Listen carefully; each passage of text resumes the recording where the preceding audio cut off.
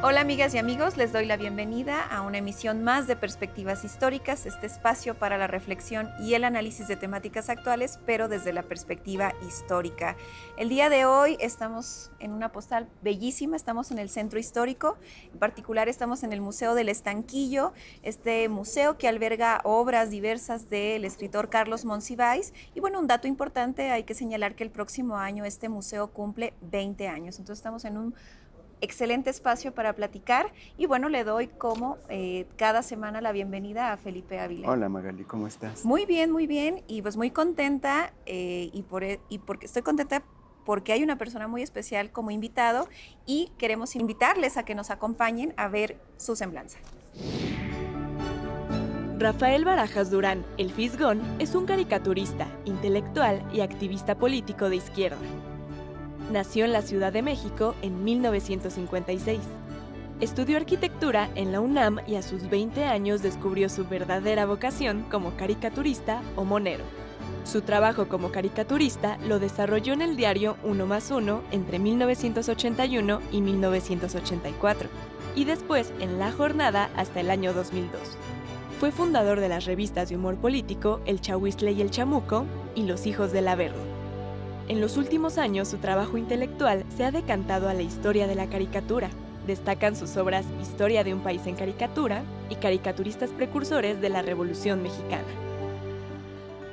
Bien, como pudieron apreciar en esta brevísima semblanza de la trayectoria de Rafael, pues está con nosotros. Muchísimas gracias, Rafael, por acompañarnos, además en este museo que creo que te gusta, ¿verdad? Me gusta, bueno, muchas gracias por el espacio. Y sí, pues este es un museo que está conformado por las colecciones de Carlos Monsiváis y en el cual yo he hecho varias exposiciones, varias curadurías, entre otras una sobre la relación que existe entre es decir, el arte y los procesos de transformación, en fin, tengo una vieja relación con este museo. Así es que justo el tema que vamos a conversar contigo son las vanguardias artísticas de combate, particularmente pues la caricatura política, y me gustaría que justo iniciáramos esta conversación.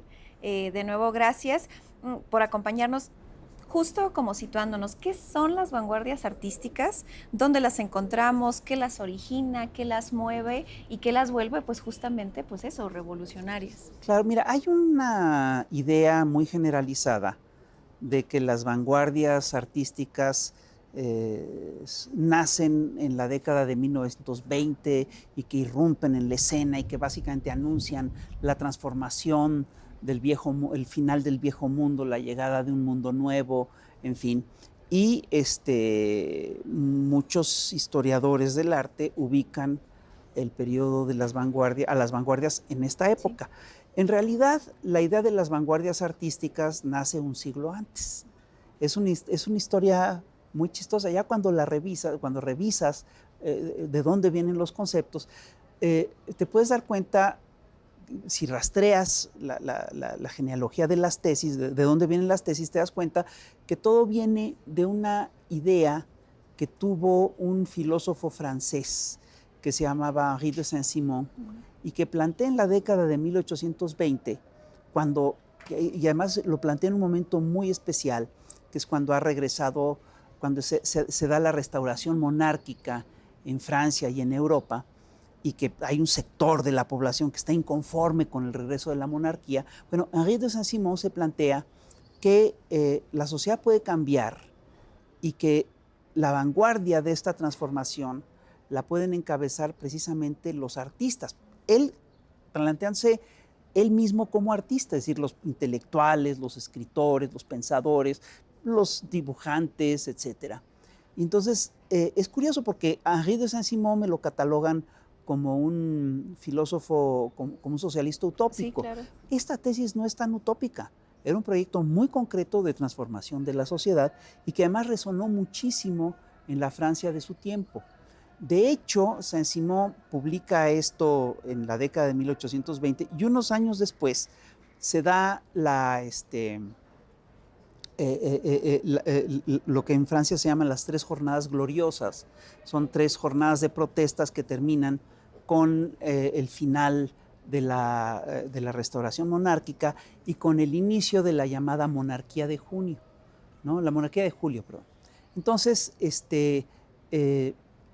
es curioso porque llega entonces a gobierno Luis Felipe de Orleans, que es un supuesto liberal, radical, etcétera, pero que tiene vínculos con la familia real, etcétera.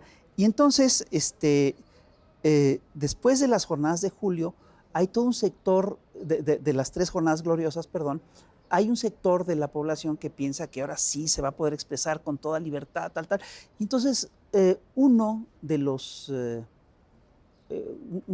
hombre un empresario y un dibujante que participa en las llamadas 3 gloriosas, que se llama Charles Philippon, decide publicar una revista de caricaturas en la que convoca a toda una generación de dibujantes muy importantes, de dibujantes y escritores importantes. Ahí, por ejemplo, en esa revista que se llama La Caricature, publica ni más ni menos que Honoré de Balzac. Y entre los dibujantes está la crema innata de la caricatura francesa de la época. Está Honoré Daumier, está Benjamin Ribot, está Charles Traviès, está Granville. Es decir, es una generación de artistas muy talentosos. Y se topan muy pronto con que el gobierno, empiezan a tener fricciones con el gobierno y se radicalizan. Y se plantean en un momento dado incluso acabar con la monarquía de Julio. Entonces empiezan a tomar toda una serie es decir, hacen campaña contra el llamado rey ciudadano. Y hacen una cosa que es muy curiosa porque en Francia existe, hay una frase hecha que dice, fulano es una pera, es decir, tiene la cabeza vacía. Entonces estos empiezan a retratar a Luis Felipe con la cabeza en forma de pera. Y esto se vuelve, hoy diríamos, viral, ¿no? Se vuelve un ícono en contra de la monarquía de Julio, en contra de la llamada monarquía de Julio, y empiezan a bombardear a Luis Felipe con caricaturas. De hecho, ocurre una cosa muy curiosa, porque Luis Felipe primero busca mecanismos para controlarlos, mete a la cárcel a Philippon, mete incluso un asilo para lunáticos a Honoré Daumier, ¿no? Y trata de controlar la revista, de repente se da cuenta que no puede, y finalmente le hace toda una serie de procesos para detenerla y la acaban cerrando en 1835. Pero Philippon, antes de que cerraran la revista de la Caricature, saca a circulación otra revista que se llama Le Charivari, que significa el cacerolazo, se traduce como el cacerolazo, es una protesta política, y en esta revista también hace una crítica mucho más moderada de la monarquía de Julio. Pero el caso es que el impacto que tienen las caricaturas a nivel político, a nivel de lo que es el relato popular, es tan fuerte que el propio Luis Felipe, en una ya más grande, dice a mí me derrotaron las caricaturas. Y a mí quien me sacó del gobierno fueron estas revistas de caricaturas, en fin. Pero aquí ocurre una cosa muy chistosa. Es un proyecto muy concreto, político, que busca derrocar a un gobierno específico. Y queda el ejemplo de Le Charivari. Le Charivari tiene un éxito enorme, dura hasta principios del siglo XX, pero sobre todo se establece como un modelo de prensa, como un modelo de periodismo, y empieza a tener, digamos, seguidores o hermanos en todo el resto del planeta. En Italia, en España, en Inglaterra, y también los tiene en México. Y esto es un fenómeno muy peculiar porque llega todo este proyecto de caricatura política con intencionalidad muy específica, con una finalidad política muy concreta, llega a México y aquí llega justo cuando se está dando la intervención francesa y entonces crece y adquiere una modalidad muy propia, se convierte en un fenómeno mexicano, un fenómeno muy mexicano, ¿sí? Y va a tener un impacto muy fuerte a posteriori. Rafael, es fascinante esta historia que nos estás contando. Platícanos también un poco el contexto en el que suceden estos cambios. La segunda mitad del siglo XVIII es de grandes transformaciones en el mundo occidental. Es la etapa que se ha denominado como de las revoluciones burguesas. Está la independencia de los Estados Unidos, la Revolución Francesa, la Revolución Industrial, la Ilustración. Hay todo un cambio en la mentalidad, es el derrumbe del sistema feudal, de las monarquías absolutas, es la irrupción de la ola napoleónica que inunda Europa. Son grandes cambios y lo que tú planteas en este trabajo que estás terminando y que pronto vas a publicar es que el arte no está al margen de eso. ¿Cuál es la relación entre el arte y las transformaciones, el arte y la revolución, y particularmente esta nueva forma de expresión que es la caricatura política de combate? Mira, el tema a mí me resulta fascinante porque durante décadas se debatió si el arte podía cambiar a la sociedad. Muchos artistas o los artistas de vanguardia decían que sí, que no cabía la menor duda de que podían hacerlo. Yo creo que sí lo puede transformar, pero no como lo decían los artistas de vanguardia del siglo XX. La puede transformar porque cuando hace vínculos con la sociedad, cuando tiene una estrategia política específica, etcétera. Y lo que tú estás contando a mí me parece fantástico. Es decir, hay un proceso de ciudadanización de varios fenómenos en el siglo XVIII. Entre otras cosas, se ciudadaniza la política, los ciudadanos entran en la arena política por primera vez. La política era un área estrictamente reservada para las aristocracias, para los grupos de poder.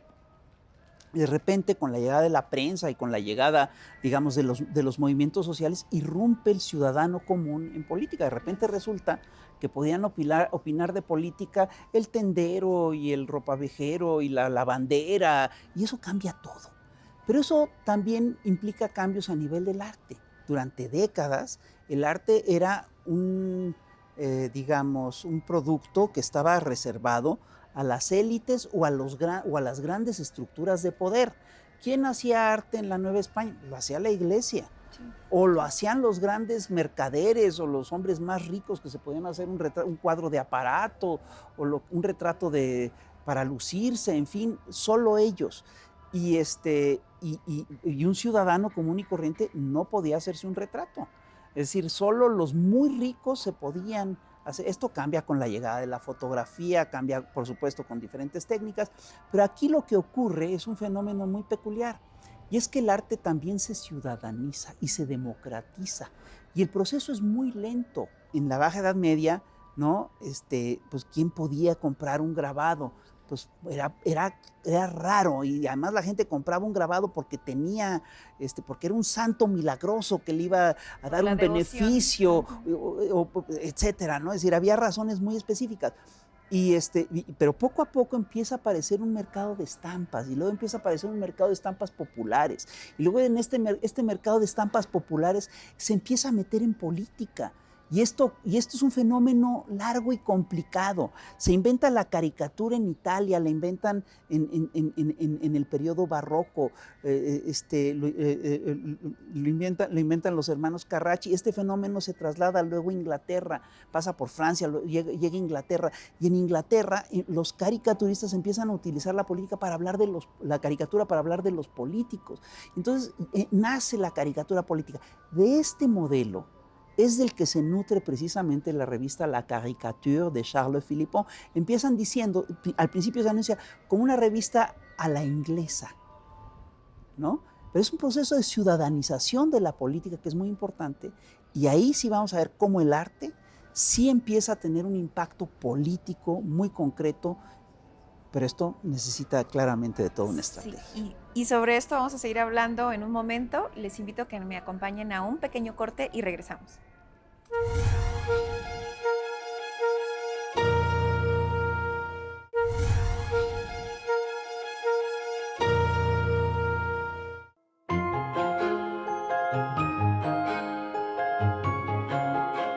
El Museo del Estanquillo se encuentra en el corazón del centro histórico de la Ciudad de México. Este edificio es conocido como La Esmeralda, pues albergó una de las joyerías más lujosas de México hacia finales del siglo XIX, la Esmeralda Hauser Civi y compañía. Durante el siglo XX, La Esmeralda fue oficina de gobierno, sucursal bancaria y hasta una discoteca. Fue a inicios del siglo XXI cuando comenzó el proceso de recuperación para convertirla en un museo que mostrara las colecciones del escritor y coleccionista Carlos Monsiváis. Al día de hoy, el Museo del Estanquillo tiene 3 salas de exhibición. Una sala de lectura en donde también se encuentran las cenizas de Monsiváis, así como una terraza donde se llevan a cabo actividades culturales, teniendo como marco las edificaciones del centro histórico de la capital del país.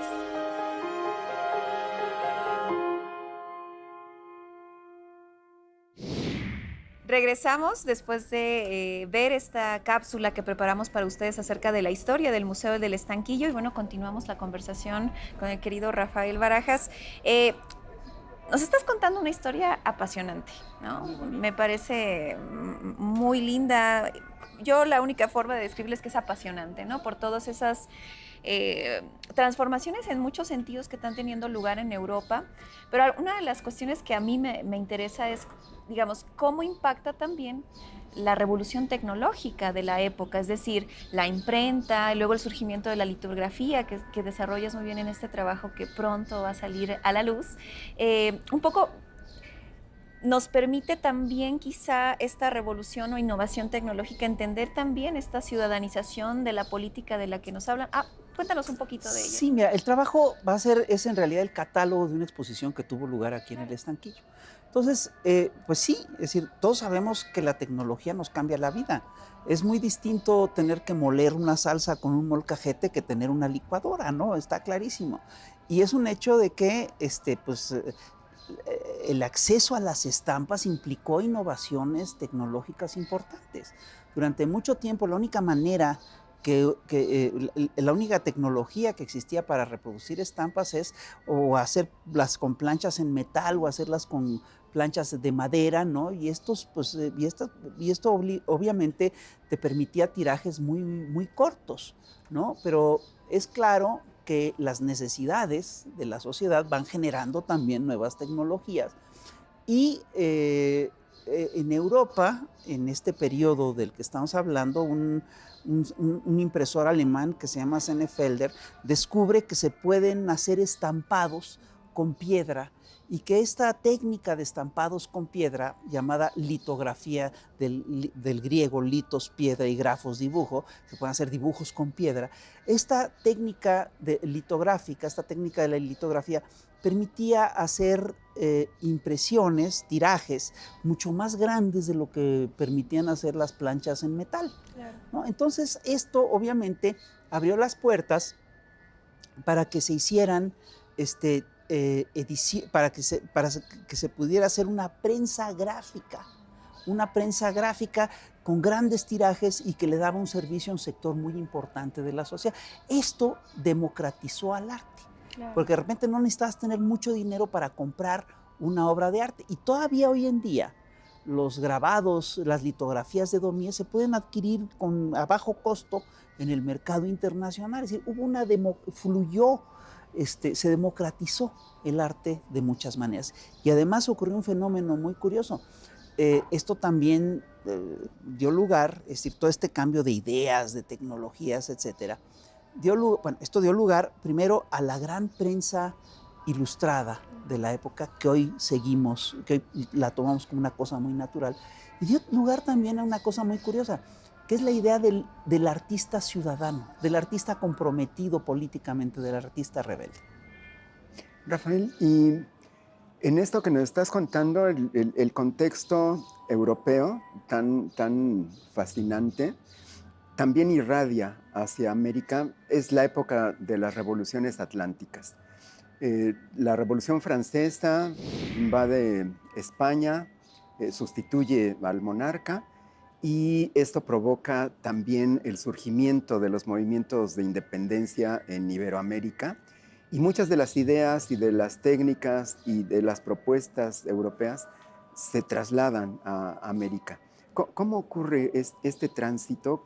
¿Cómo se da esta recepción de estas propuestas artísticas de combate, de caricatura?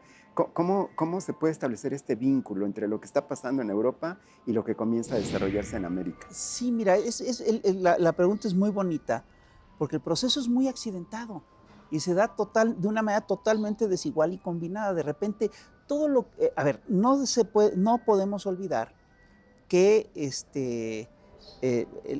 hay todo un proceso largo de ciudadanización de la política en Europa, y este proceso de ciudadanización de la política no se da en la Nueva España, no se da en los territorios, en las colonias de España en América. Y sin embargo, se van filtrando estas ideas y sí están en el origen de los movimientos insurgentes de toda esta época. Si tú revisas la gráfica novohispana, ¿sí? Te vas a dar cuenta que básicamente lo que se produjo aquí, pues, es estampa religiosa, ¿no? Era lo único que se permitía. Además, la censura la ejercía la Inquisición, entonces nadie se atrevía a hacer muchas más cosas, ¿no? Sí había otros ejemplos de estampa profana, etcétera, pero el grueso de la estampa es estampa religiosa, y había un mercado de estampa en México. Sin embargo, en un mercado muy restringido. Cuando llega la independencia, cuando México se independiza, una de las cosas por las que pelean los liberales, primero los insurgentes y después los liberales, es precisamente por la posibilidad de tener una prensa libre, una prensa que se exprese con libertad. Pero no había los medios para hacer, por ejemplo, una prensa gráfica. Es decir, aquí la imprenta litográfica llega con Linati en la década de 1920 y tiene problemas, etc. Y muy poco a poco se empieza a establecer una industria editorial gráfica en nuestro país. Y esto es lo que va a dar pie. Y esta industria editorial gráfica es curioso porque sí se nutre en gran medida de lo que ocurre en Europa. Había estanquillos que vendían periódicos europeos y la gente aquí se maravillaba con las caricaturas que venían de otros lados y entonces empiezan a tratar de hacer una prensa de este tipo. Y aquí en México tú vas a ver cómo sí hay desde muy temprano una estampa con intención política, pero esta empieza muy acotada en panfletos y en revistitas y en folletitos, luego se da en calendarios, y no es sino hasta la década de 1850 cuando en México empieza a plantearse la posibilidad de tener periódicos con caricaturas, ¿no? Y y claramente todos estos periódicos siguen el ejemplo, el modelo de Le Charivari y de la caricature francesa. Pues qué apasionante, qué maravilloso. Creo que en realidad esta conversación solo la pausamos porque la próxima semana vamos a continuar contigo, Rafael, justo para hablar de la caricatura y de combate en México. Les agradecemos su compañía, pero no me despido antes. Les invito a que si tienen la posibilidad que puedan venir a la exposición Bipolaridad Visual de los Siameses Company, que está aquí en el Museo del Estanquillo hasta el mes de agosto, en las salas 1 y 2 de este museo. Les invitamos a que revisen nuestras redes sociales. Hemos preparado material sobre esa exposición y sobre todo lo que les puede ofrecer el Museo del Estanquillo. Bueno, ahora sí me despido y les esperamos en una emisión más de Perspectivas Históricas.